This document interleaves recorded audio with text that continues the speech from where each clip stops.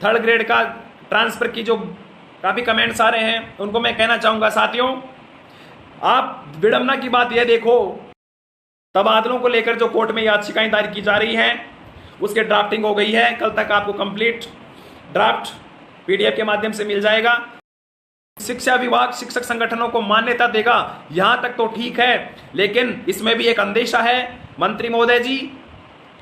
जिस प्रकार से आपने लक्ष्मणगढ़ विधानसभा क्षेत्र विशेष के तबादले सेकंड ग्रेड के कर लिए, हो सकता है आपकी बातों में और आपके कहने अनुसार चलने वाले शिक्षक संगठनों को आप मान्यता दे दो, तो यह भी स्वीकार्य नहीं होगा। आज भी गांवों के अंदर शिक्षक समाज के शिक्षकों की वो वैल्यू है। एक साथी का आज मेरे पास फोन आया, मैं चर्चा करना चाहूँगा कि उम्र में बड़े जिनके विद्यार्थी स्कूल में पढ़ते हैं, वो आकर शिक्षकों के सामने हाथ जोड़कर खड़े हो जाते हैं, जिनकी उम्र कम से कम उस शिक्षक साथी से 2 गुना होती है। और आज साथियों सीधा पॉइंट पे आते हैं।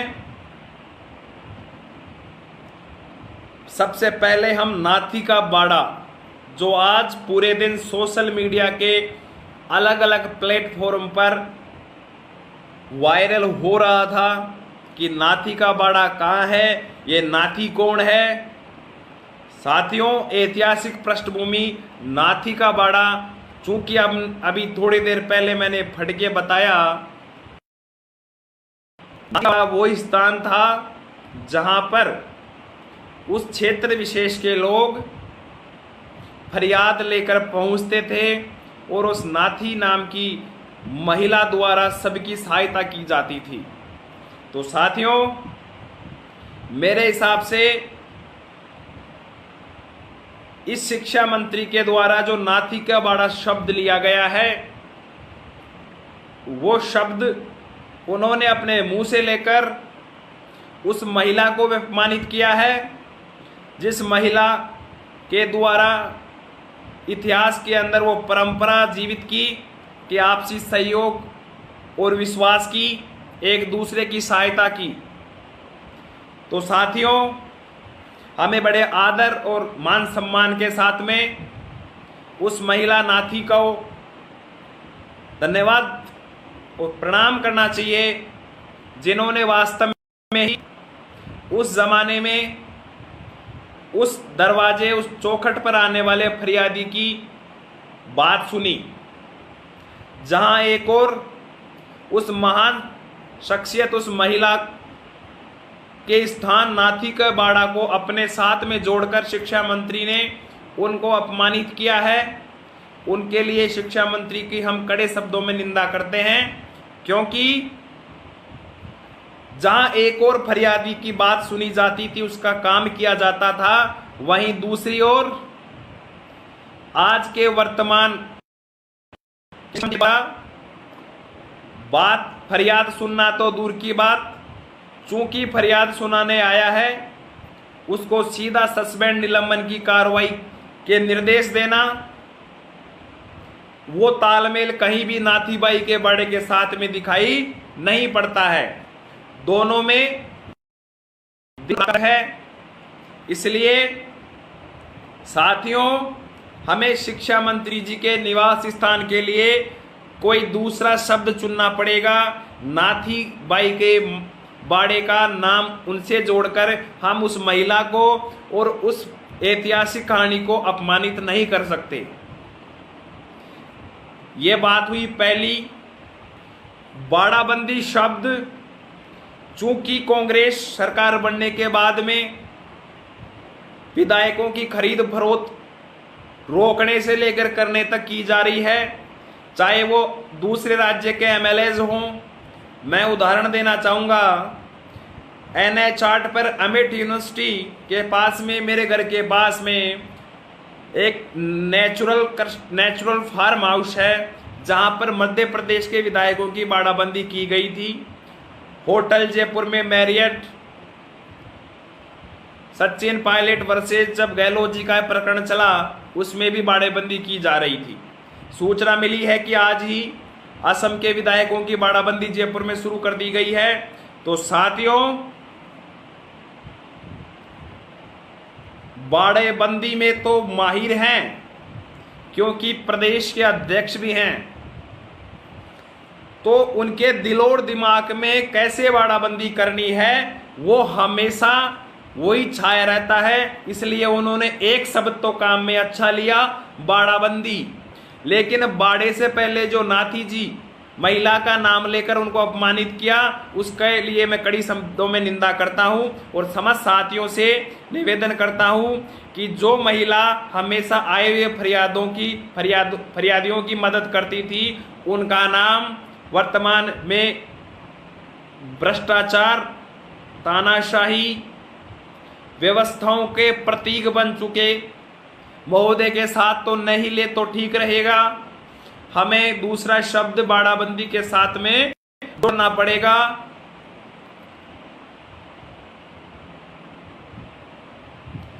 सुरेंद्र सैनी जी बोल रहे हैं चुप रहो बीजेपी के भरवे। सुरेंद्र सैनी जी, मैं आपको बताना चाहूंगा कि मैं वही हरपाल दादरवाल हूं जिसने वासुदेव नैनी जी जब शिक्षा मंत्री हुआ करते थे उनके सामने आंदोलन किया और मुझे जेल में भेजा गया। मेरे उस समय 4 मुकदमे बीजेपी कार्यकाल में लगाए गए, जिनमें एक मुकदमा राजद्रोह का भी था। आप शिक्षा मंत्री महोदय से या मुख्यमंत्री महोदय से कहकर मेरी पुरानी फाइल खुलवा सकते हो। इसलिए पार्टी जरूरी नहीं है, मुद्दे महत्वपूर्ण हैं, हम मुद्दों के साथ हैं। इस तानाशाही के खिलाफ दूसरे बिंदु यह है कि नाथी का बाड़ा का प्रकरण मैंने क्लियर कर दिया। दूसरा यह है कि शिक्षकों का इतना अपमान होने के बाद में भी तथाकथित शिक्षक भारी विरोध देखते हुए आज शाम होते होते कुछ 1 या 2 शिक्षक संगठनों ने इस जो भी ये प्रकरण हुआ उसकी भर्त्सना की। राजस्थान एकीकृत शिक्षक महासंघ पहला संगठन था जिसने न्यूज मिलते ही सीधा शिक्षा मंत्री का इस्तीफा मुख्यमंत्री से मांगा और सोशल मीडिया में ये नाथी का बाड़ा प्रकरण शुरू किया। जब इतिहास की गहराइयों में गए तो हमें इस पर नाथी के बाड़े का इतिहास पाया और हमें लगा कि इसका इसके साथ में जोड़ना कभी भी न्यायोचित नहीं है। तब मैं उन्हें तथाकथित शिक्षक संघों से भी आह्वान करना चाहूंगा कि आप अपने निजी स्वार्थों के कारण इतने सत्ता के लोलुपता में ना फंसे, क्योंकि जब शिक्षक ही नहीं रहेगा, शिक्षक का मान सम्मान स्वाभिमान नहीं रहेगा, तो आप उन संगठनों को और इन संघों के पदाधिकारी रहकर क्या कर लोगे।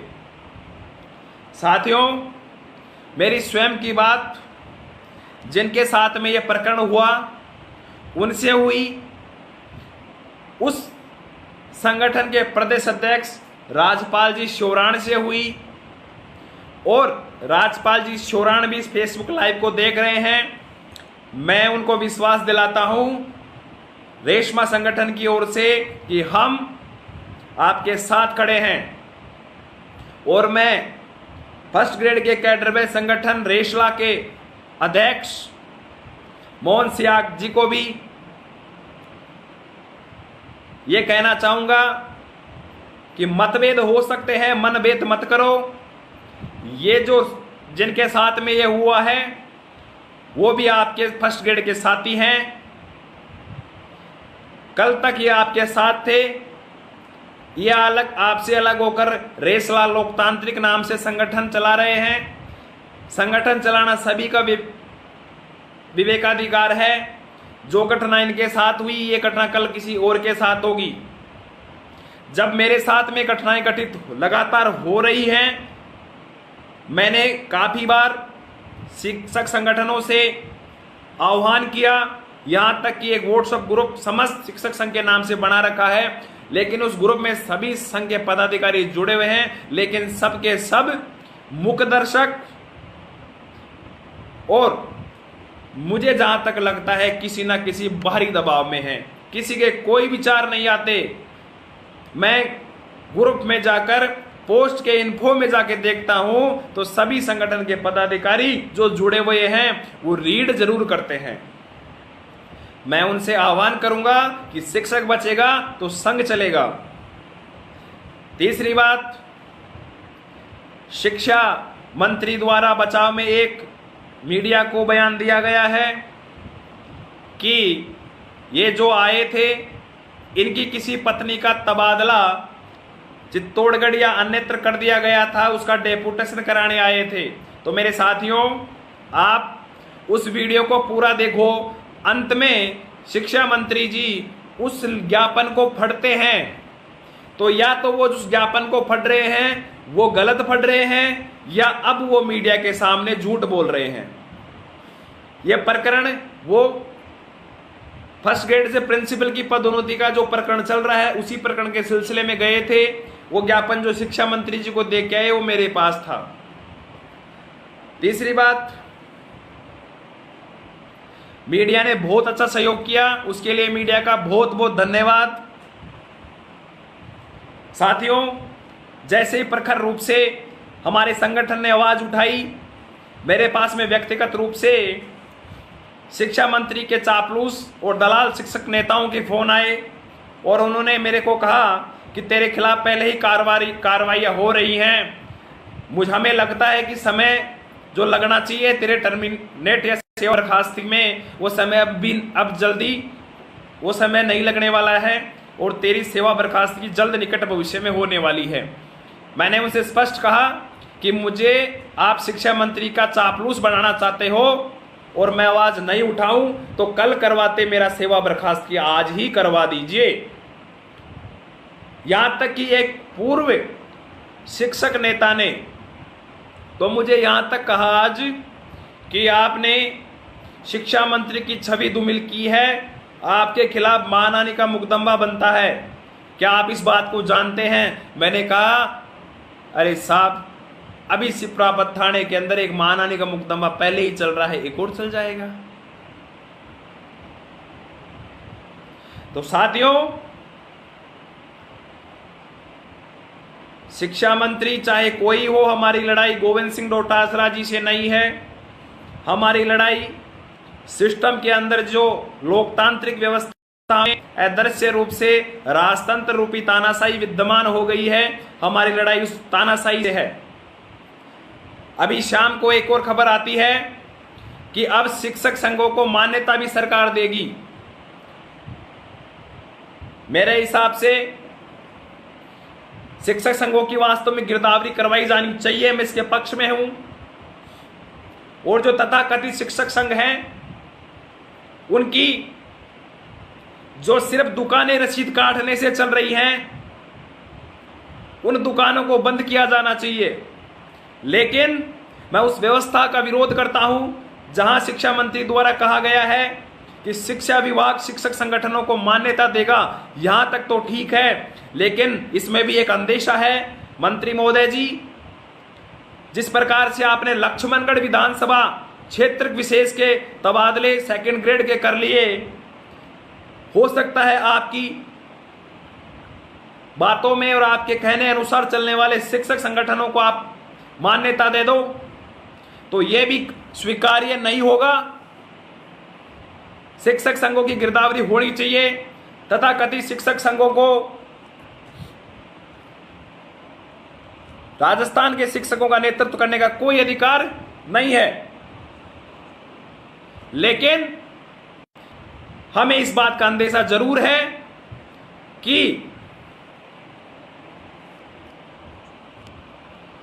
आपके द्वारा केवल आपकी बात और आपके विचारों से सहमत होने वाले संगठनों को ही मान्यता दी जाए, यह सभी अंदेशा जरूर है। साथियों, जरूरत है राजस्थान में एक ऐसे शिक्षक महासंघ की जो वास्तव में ही शिक्षकों के अधिकार, शिक्षक के मान सम्मान और अभिमान के लिए लड़ना जानता हो। और जैसा कि पिछले 4 महीने से राजस्थान एकीकृत शिक्षक महासंघ शिक्षा मंत्री की आंखों में आंखें मिलाकर लड़ाई लड़ रहा है। चाहे वो लड़ाई सड़क की लड़ाई हो, वो लड़ाई चाहे अब लड़ी जाने वाली कोर्ट की लड़ाई हो। मैं आपको विश्वास दिलाता हूं कि राजस्थान एकीकृत शिक्षक महासंघ इन शिक्षकों के साथ में जो वास्तव में ही दुर्व्यवहार हुआ, शिक्षक समाज के साथ अपमान हुआ, उसके खिलाफ राजस्थान के हर शिक्षक को जगाने का प्रयास करेगा।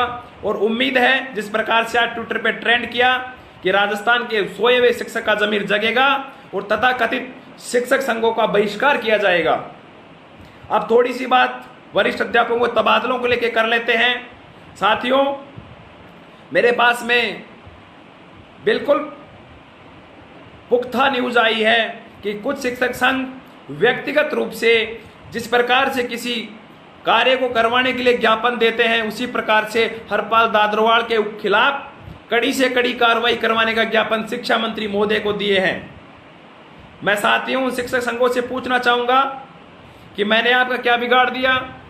क्या आम शिक्षक की बात को उठाना आपको नकारा दिखता है, आपके आंखों में चुभता है, तो आप शिक्षा मंत्री को क्या, मुख्यमंत्री, राज्यपाल को मेरे खिलाफ ज्ञापन दो, मुझे कोई फर्क नहीं पड़ने वाला। मैं बात उठाता था, उठाऊंगा और आगे भी उठाऊंगा। अब वरिष्ठ अध्यापकों की तबादला की बात करते हैं। जब डीपीसी हो जाएगी तो तबादले होने का क्या औचित्य रह जाएगा?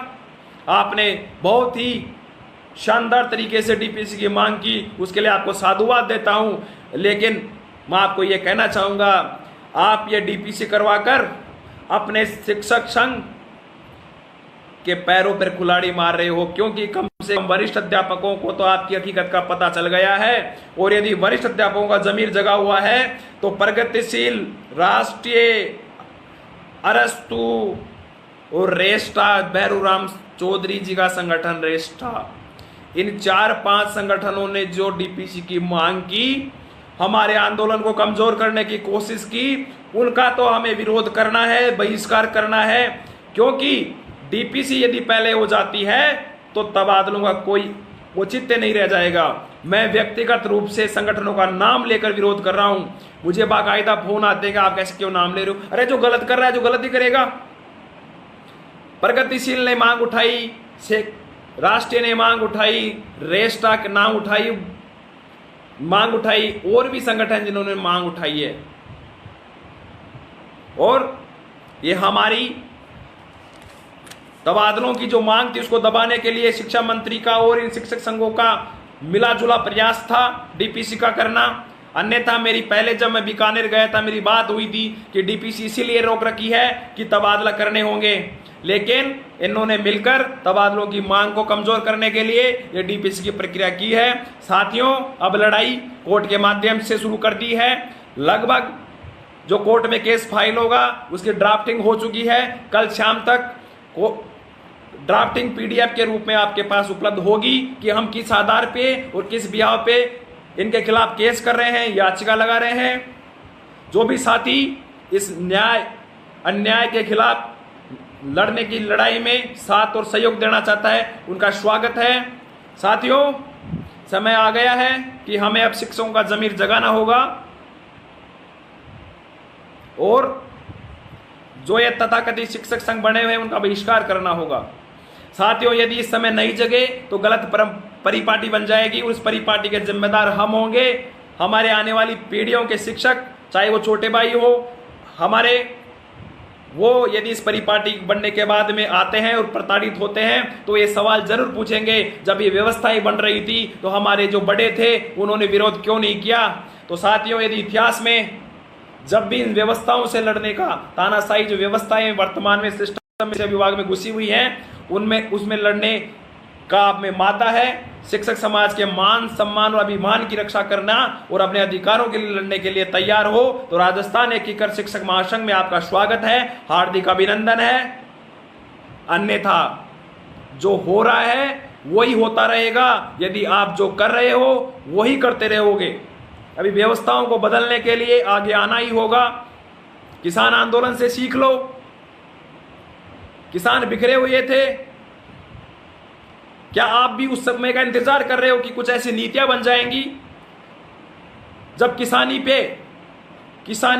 ही खत्म होने लग गई, जब किसान जगे हैं, जब ये हमारा जिसको हम शिक्षक को व्यवसाय नहीं बोलते, शिक्षक का कार्य एक धर्म है समाज निर्माण करने का, तो हम इस धर्म की पालन करने में यदि सिस्टम का हस्तक्षेप बढ़ जाएगा, हमें व्यावसायिक रूप में देखने लग गया है, बार बार में अपमानित किया जाने लगा है। अभी एक वीडियो वायरल हो रहा है, एक शिक्षक के द्वारा गली गली में जाकर कोरोना वैक्सीन लगाने का टीका की आवाजें दिलवाई जा रही हैं। तो साथियों, हम और हमारे माँ बाप इसलिए तो हमें नहीं पढ़ाते, हमारा जो कर्म है हमें वो कर्म करना है।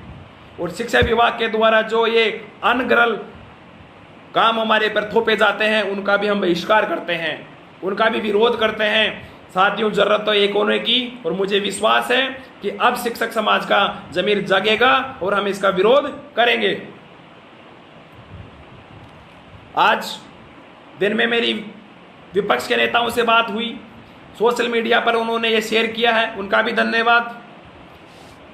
3rd ग्रेड का ट्रांसफर की जो काफ़ी कमेंट्स आ रहे हैं उनको मैं कहना चाहूँगा, साथियों आप विडंबना की बात यह देखो कि 2nd ग्रेड के दूसरी बार आवेदन लेने के बाद में तबादले सरकार नहीं कर रही, तो 3rd ग्रेड के तबादलों की तो सोच तक नहीं रही। वो हमें एक होना पड़ेगा और ये अधिकार है, हमने यदि हमें अधिकार नहीं मिलता तो हमारे अधिकार छीन के लेने पड़ेंगे। इसलिए समय है, हमें एक होना है। राजस्थान एकीकृत शिक्षक महासंघ उन शिक्षकों का हार्दिक अभिनंदन करता है, स्वागत करता है महासंघ में, जिनका जमीर जिंदा है, जो शिक्षक समाज के मान सम्मान और अभिमान के लिए लड़ना जानते हैं। हमें साथियों भीड़ नहीं चाहिए और हमें रसीद कटवाने वाले शिक्षक भी नहीं चाहिए जो सिर्फ रसीद कटवाकर अपने जिम्मेदारी से मुक्त हो जाते हैं कि हमें हमारी जिम्मेदारी, हमने रसीद कटवा दी, हम शिक्षक संघ की जिम्मेदारी से मुक्त हो गए। हमें चाहे कम साथी चाहिए, लेकिन लड़ने वाले, जोशीले, ऊर्जावान और इस तानाशाही के खिलाफ अटल और अडिंग रहने वाले चाहिए। अंगद की जैसे उनका पैर नहीं हिलना चाहिए। हमें साथियों, कितनी विडंबना की बात है, हम अधिकार फटकर अधिकार फटाते हैं और जब अधिकारों की बात लड़ने की आती है तो हम पीछे हट जाते हैं। बहुत ही विडंबना की बात है। उम्मीद है व्यवस्थाएं बदलेंगी और व्यवस्थाएं हम मिलकर ही बदलेंगे, ऐसा भी मुझे विश्वास है। अंत में तबादलों को लेकर जो कोर्ट में याचिकाएं दायर की जा रही हैं उसके ड्राफ्टिंग हो गई है। कल तक आपको कंप्लीट ड्राफ्ट PDF के माध्यम से मिल जाएगा। शिक्षक साथी जो भी कोर्ट में याचिका लगाने की इस प्रक्रिया में प्रत्यक्ष रूप से सहयोग करना चाहते हैं वो एक बार PDF को पढ़ लीजिए। जो भी सुझाव हैं हम उनको भी उस में शामिल करवाएंगे। 2 दिन तक कोर्ट की छुट्टियां हैं, जैसे कोर्ट खुलता है हम हमारी पिटीशन याचिका लगाएंगे, लड़ाई लड़ेंगे कोर्ट में, चाहे वो सुप्रीम कोर्ट तक लड़नी हो, सड़कों तक लड़नी हो। लड़ाई इस लोकतंत्र में 2-3 प्रकार से लड़ी जाती है। हम दबाव समूह के रूप में काम कर रहे हैं। साथियों, मैं आपको कहना चाहूंगा कि ये दबाव समूह की परिभाषा आपने पढ़ी होगी। आज अमेरिका जो इतना विकसित राष्ट्र है उसका पीछे का कारण यही है कि वहां दबाव समूह बहुत ही मजबूत हैं। सरकारें बिना दबाव समूह के राय मशूरा करने के कोई काम नहीं करती। हमें हमारे शिक्षक समाज के इस दबाव समूह को राजस्थान एकीकृत शिक्षक महासंघ के नाम से बहुत बड़ा बनाना है। उस दबाव समूह के रूप में हमें जो कार्य करने होते हैं, चाहे वो धरना देना हो, प्रदर्शन करना हो, हड़ताल करना हो, और अंतिम रूप से यदि न्यायालय में शरण लेनी हो और न्यायालय के माध्यम से लड़ाई लड़नी हो, उसके लिए भी हम तैयार हैं। साथियों, आप सभी जुड़े उसके लिए बहुत बहुत धन्यवाद। अंतिम रूप से तथाकथित शिक्षक संघों से जरूर अपील करें, उनको बोलें कि इस बात का जो प्रकरण हुआ है उसका मुद्दा उठाएं। साथियों, जितना प्रखर हमारा संगठन बोल रहा है, मुझे पता भी है व्यक्तिगत रूप से मुझे सरकार दबाने की पूर्ण कोशिश कर रही है, लेकिन 4 महीने में 4 FIR 4 थानों में दर्ज करा चुकी है। वर्तमान में 16 CC की कार्रवाई और निलंबन का मैं सामना कर रहा हूं। हो सकता है जल्दी मेरे सेवा बर्खास्ती के आदेश आ जाएं, लेकिन फिर मैं आपको विश्वास दिलाता हूं कि मैं शिक्षक समाज के मान सम्मान और अभिमान के लिए लड़ता रहूंगा। जय हिंद, वंदे मातरम, सत्यमेव जयते। सभी जुड़े, उनका लिए बहुत बहुत धन्यवाद।